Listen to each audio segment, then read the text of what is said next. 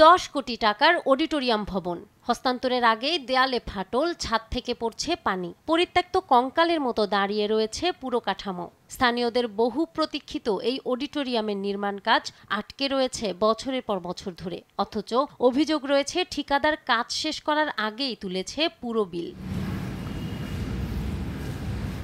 জানা যায় মেসার Simran Mayan trade enterprise এবং MMTI দুটি প্রতিষ্ঠানের জয়েন্ট ভেঞ্চারে স্থানীয় সরকার মন্ত্রণালয়ের মাধ্যমে 2019 সালে নাজিরপুর উপজেলা অডিটোরিয়াম ভবন নির্মাণের কাজ পায় আওয়ামী লীগ সরকারের সাবেক মৎস্য ও প্রাণী সম্পদ মন্ত্রী সম রেজাউল করিমের ভাই, নাজিরপুর উপজেলা পরিষদের সাবেক চেয়ারম্যান নূরে আলম সিদ্দিকী শাহীন ও সহযোগী শেখ মনিরুজ্জামান। কাজে ব্যয় ধরা হয়েছিল 10 কোটি 14 লাখ টাকার বেশি।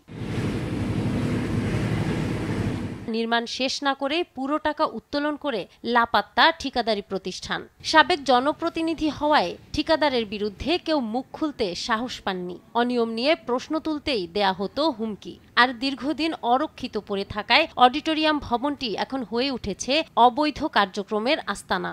স্থাপনা করার সাথে সাথেই ফাটল ধরেছে এবং এই কাজটি নির্মাণের কাজে ছিলেন সাবেক মন্ত্রী সম রেজাউল করিম সাহেবের ছোট ভাই। অডিটোরিয়ামটির তদারকি করা হলেও স্থানীয় প্রকৌশল অফিস রহস্যজনকভাবে নীরবতা বজায় রাখছে। টাকাটা কি করতে সেটা বিষয়ে আমার কোনো ধারণা নেই।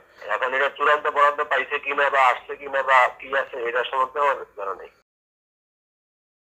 তো আগে সব শেষ হয়ে গেছে, এই জন্য আমি ওই বিষয়ে জানিও না কোনো কিছু।